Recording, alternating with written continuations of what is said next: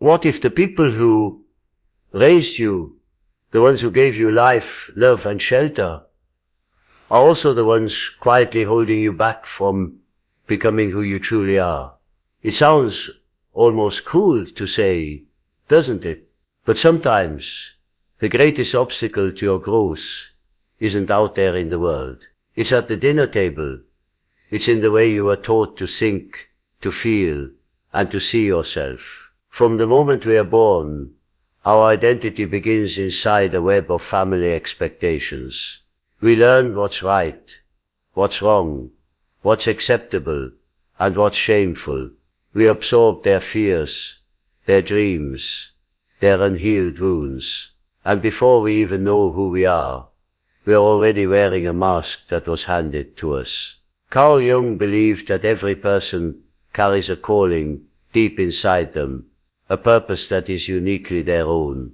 But to answer that calling, you must first escape the collective shadow of your family. That doesn't mean abandoning them or rejecting love. It means awakening from the identity they built for you. Because until you do, you're not living your life. You're just continuing theirs. Think about it. How many of your choices are truly yours? How many of your fears aren't actually yours, but your parents'? How many dreams have you buried because they didn't fit into your family's story? The hardest truth Jung ever revealed is that the path to the soul often begins with separation, not from love, but from illusion.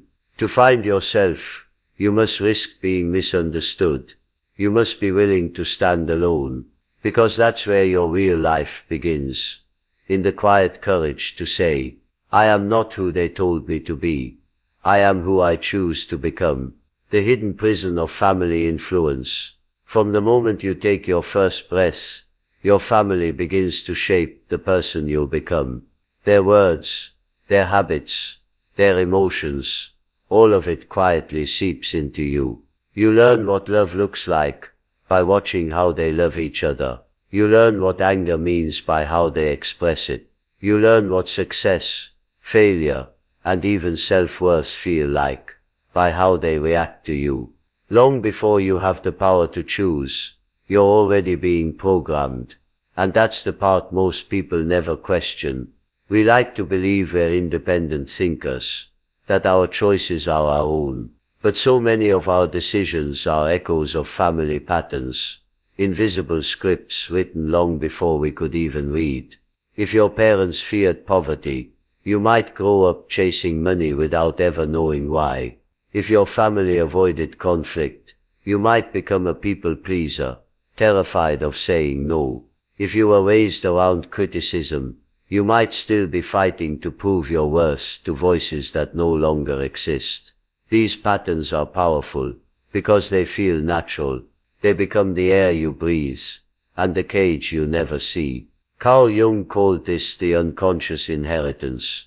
It's not about genetics, but about emotional DNA, the beliefs, fears, and unspoken rules passed down through generations. And because they live deep in your subconscious, you don't notice how they shape your destiny. You might choose a career your parents approve of, not because it fulfills you, but because their approval has become your definition of safety. You might stay small, silent, and obedient, because somewhere inside, a child still believes love must be earned through compliance. The cruel beauty of this prison is that it doesn't look like one. It looks like loyalty. It looks like tradition. It looks like belonging. But underneath, it's a silent agreement that your soul will stay hidden to keep the peace. Most people never escape this. They die living someone else's story. But the moment you begin to see these patterns, you awaken. You realize that love doesn't mean losing yourself, and that the greatest act of respect you can give your family is to finally break free and become who you were meant to be. Jung's radical truth. Carl Jung believed that the deepest journey any human can take is the journey toward becoming their true self. He called this process individuation. It's not just a fancy psychological term, it's the quiet revolution of the soul. Individuation means peeling away everything you've been told to be, everything you've inherited, and everything you've pretended to be just to survive. It means standing face to face with yourself, not the version your parents, teachers or society shaped, but the person buried underneath all of it. Jung's radical truth was that real growth doesn't happen by obeying expectations. It begins when you separate from them, when you stop living for approval and start listening to that small, restless voice inside that says, "This isn't me." He believed that most people spend their entire lives trapped in roles: the good daughter, the obedient son, the reliable friend, the perfect partner. We wear these roles like armor because they make us feel safe, accepted and loved. But over time, that armor becomes a prison, one that suffocates the soul. Individuation is the moment you realize that your worth doesn't come from meeting others' standards. It comes from discovering who you are when no one is watching. It's messy, uncomfortable, and often lonely, because breaking away from the collective identity, especially the family's identity, feels like betrayal. But it's not. It's an act of truth. You see, every family has its expectations, unspoken rules about what success means, what emotions are allowed, and what dreams are realistic. When you challenge those rules, you disturb the system. People may call you selfish, distant, or even lost. But Jung would say, that's exactly when you're starting to find yourself. Because the self can't emerge while you're still trapped in the roles others assigned you. To individuate is to reclaim your soul from the hands of the world. It's to say, I love you but I can't keep living as your reflection. I have to become my own light. And that moment, that quiet rebellion, is where true freedom begins. It's the birth of the real you, the one that's been waiting all along to be seen, heard and finally lived. The comfort trap, love and loyalty, they sound like the most beautiful things in the world, and they are. But what no one tells you is that sometimes those same feelings can turn into invisible chains. We stay where we feel safe, where we're known, where we belong, but safety can easily become stagnation.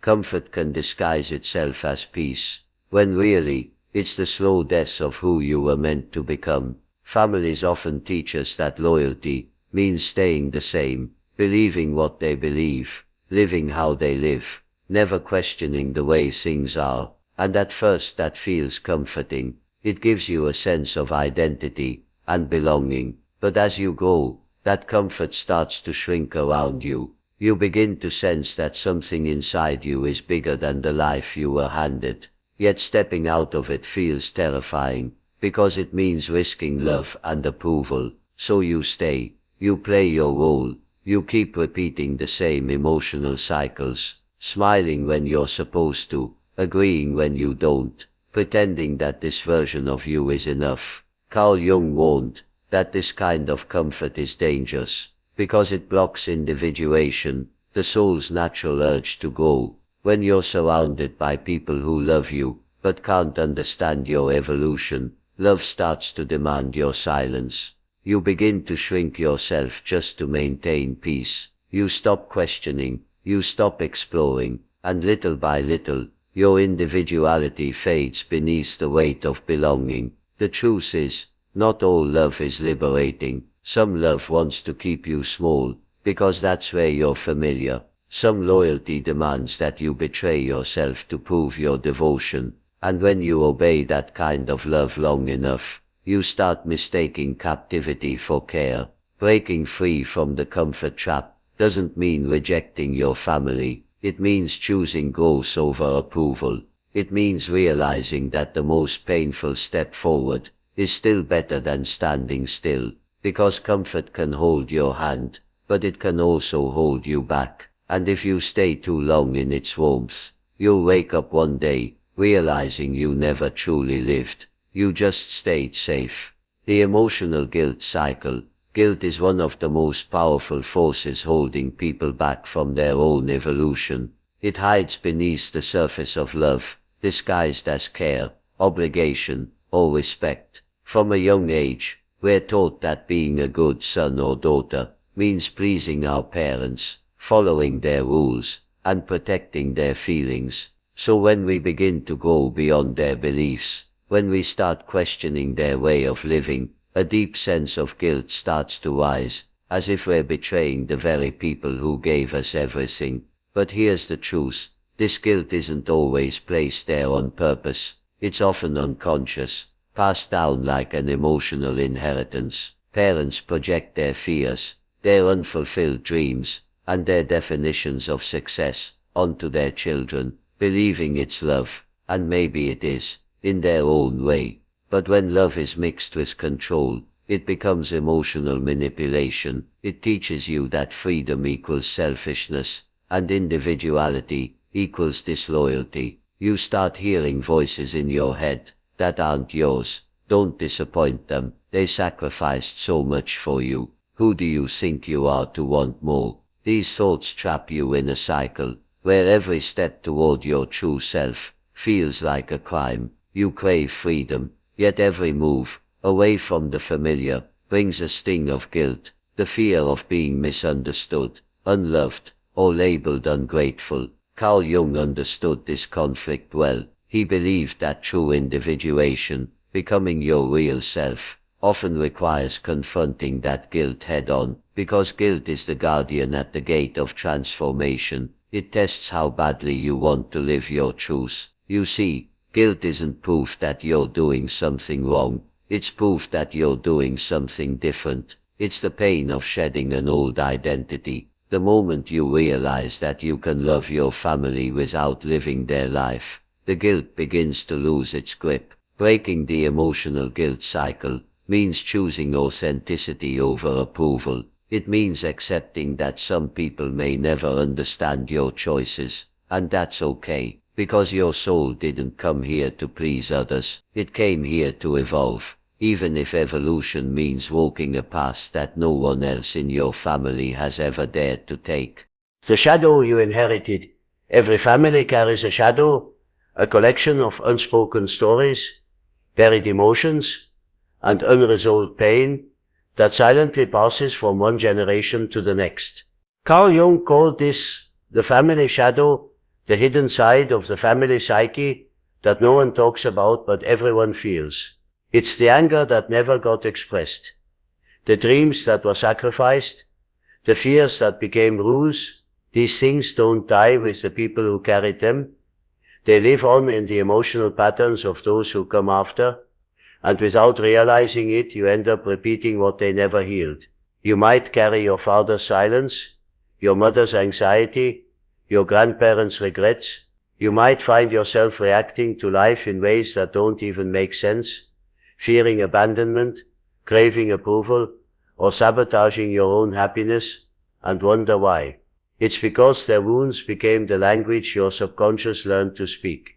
Families don't just pass down eye color or last names, they pass down emotional scripts, and until you become aware of them, you'll keep acting them out. This is why Jung said that confronting the family shadow is essential if you want to save your soul. Because the shadow doesn't disappear by being ignored, it grows stronger in silence. The patterns you don't face will control you, and the pain you refuse to heal will eventually become the pain you hand to the next generation. Facing the shadow means having the courage to see what your family could not. It means forgiving what can be forgiven and releasing what cannot. It means asking the hard questions, not to blame but to understand. Why did they fear what they feared? Why did they love the way they did? Why did they hurt the ones they claimed to protect? When you bring these hidden truths into the light, something powerful happens. You stop being a carrier of the past and start becoming a creator of the future. Breaking the family shadow is not rebellion, it's redemption. It's how you save not only your soul but the souls of those who came before you, because when one person becomes conscious, the entire lineage begins to heal. The moment of awakening, there comes a moment, quiet, haunting and unforgettable, when something inside you finally whispers, "This isn't my life." You look around at the choices you've made, the routines you follow, the goals you chase, and you begin to see a pattern that doesn't feel like you. It's as if you've been walking a path that was laid out long before you ever had a say in it. You realize that so many of your decisions, your career, your relationships, even your definition of success, were shaped by someone else's fears and desires. And for the first time you feel the weight of that truth. It's a strange kind of awakening because it doesn't come with fireworks. It comes with silence, the kind that cuts through the noise of your life and exposes what's real. You start to notice that the beliefs you once defended so passionately don't actually belong to you. You see that your family's version of the right way might just be their way, not the way. And in that realization, a painful but beautiful truth begins to unfold: you are separate from them. Carl Jung believed this was the true beginning of the spiritual journey. The moment when you stop confusing inherited values with personal truths, you start seeing that the limits your family accepted were not laws of nature, just boundaries born from fear, survival, or habit, and if you're brave enough you begin to test those limits. This awakening feels like standing on the edge of two worlds, the one you were born into, and the one your soul is calling you toward. Part of you wants to stay safe, but another part, the deeper part, refuses to go back to sleep, because once you see the truth, you can't unsee it. You can't keep pretending that the borrowed life fits anymore. This is where the soul begins to stir. The child who once sought permission now hungers for freedom. The person who once lived for approval now craves authenticity. And though the road ahead is uncertain, you know this for sure. Your old life can no longer contain who you're becoming. Escaping without hate. When people hear the word escape, they often imagine running away, slamming doors, burning bridges, or cutting ties. But real escape, in the sense that Carl Jung described, isn't about rejection, it's about release. It's about stepping out of the emotional gravity of your family without losing love for them. Because freedom doesn't have to come with hatred. You can love your family deeply and still refuse to live trapped inside their fears. This kind of escape begins quietly within the mind. It's the decision to stop inheriting pain and start defining life on your own terms. You don't owe your family your obedience, you owe them your honesty, and honesty sometimes means saying, I love you but I see the world differently now. It's understanding that loyalty doesn't mean silence, and respect doesn't mean self-betrayal. You can be grateful for where you came from while still knowing you don't belong in the same emotional patterns that raised you. Families often mistake independence for rebellion. They may think you're rejecting them when you start to grow beyond them. But growth isn't rejection, it's evolution. You're not escaping from your family, you're escaping through the limitations that shaped them. You're breaking cycles, not bonds. True love can survive space. In fact, sometimes space is what allows love to become real, no longer based on guilt, control, or dependency, but on mutual respect and understanding. To escape without hate, you must first forgive, not because they were always right, but because holding on to resentment keeps you tied to the very energy you're trying to transcend. Forgiveness doesn't excuse the pain, but it frees you from carrying it. Jung taught that individuation doesn't mean isolating yourself from others, it means returning to them as a whole conscious being. You're not abandoning your family by becoming yourself, you're honoring them by refusing to live in their shadow.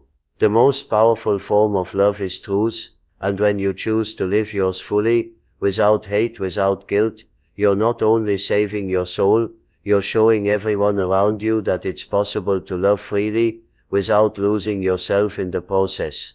The pain of becoming independent, no one tells you how much it hurts to go. To become independent isn't just about making your own choices, it's about grieving the old ones. It's about realizing that the safety you once clung to no longer fits, that the people you love most may never fully understand the person you're becoming. That realization doesn't come with pride, it comes with pain. The kind that sits in your chest like a quiet ache. When you start to distance yourself from the familiar, it feels like walking barefoot across memories. Every step forward stirs guilt, nostalgia and longing. You miss the warmth of belonging, even if that warmth came with conditions. You remember the laughter, the shared meals, the way it felt to be part of something, and a part of you wishes you could stay.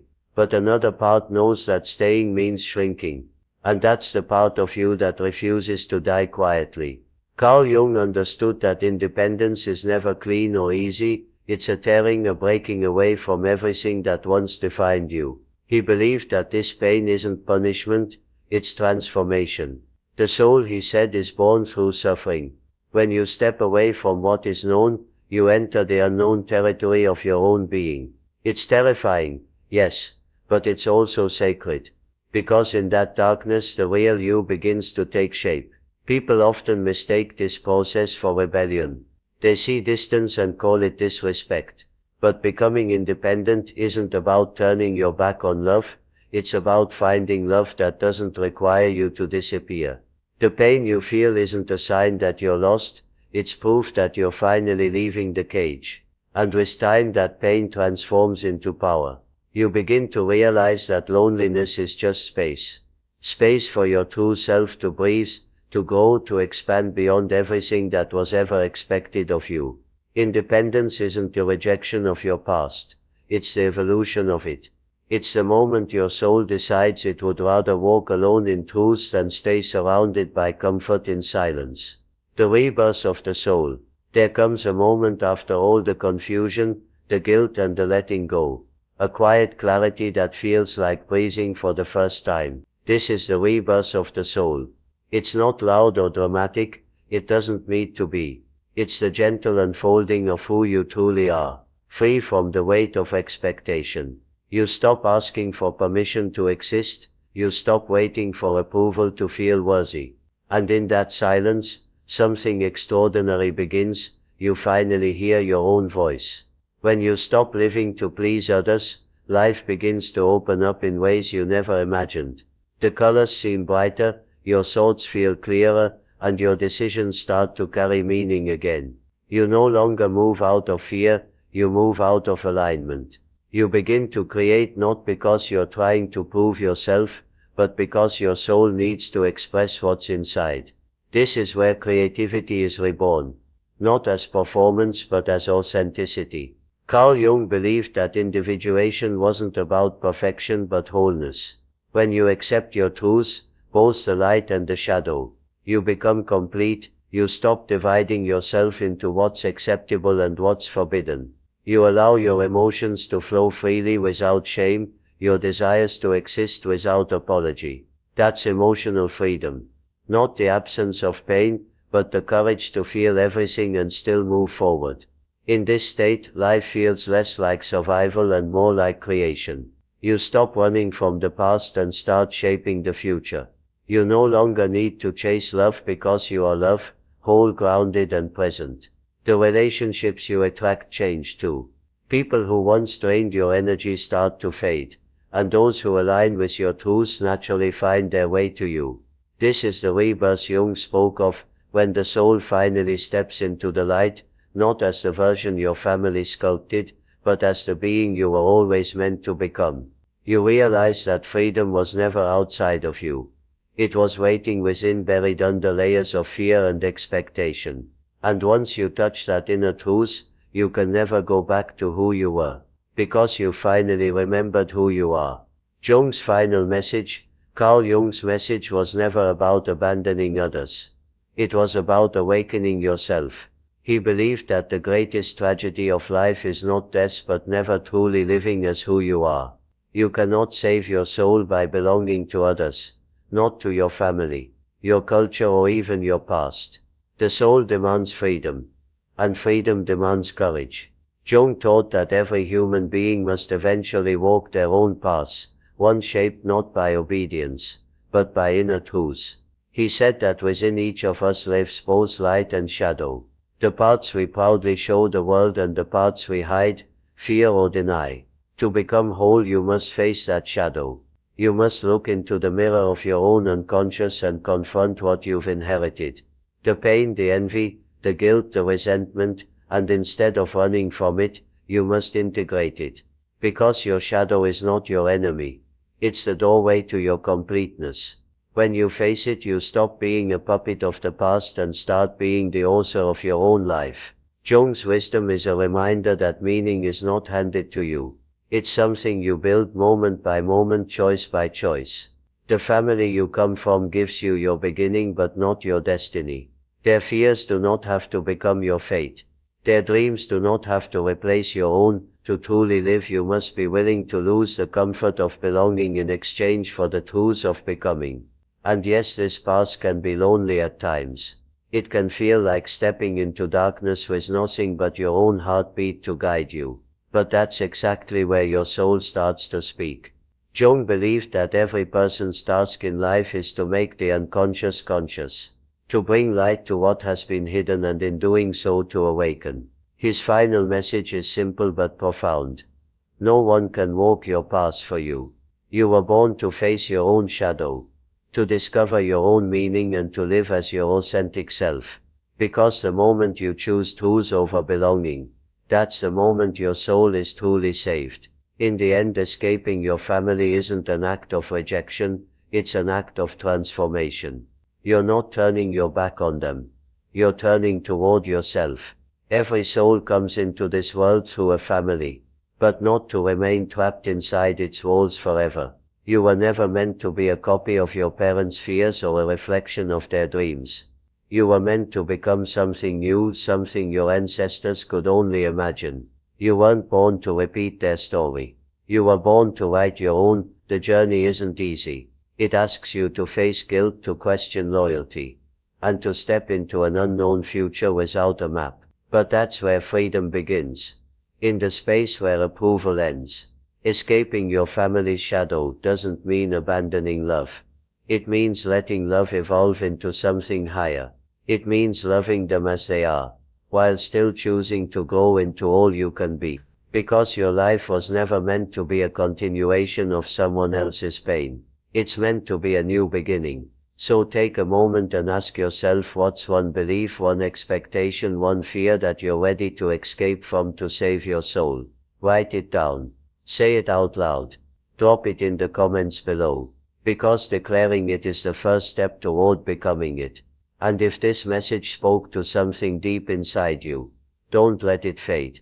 Hit subscribe, stay connected, and keep walking this path with me. Because your journey to freedom, to truth, to wholeness, to your real self, starts right here, right now.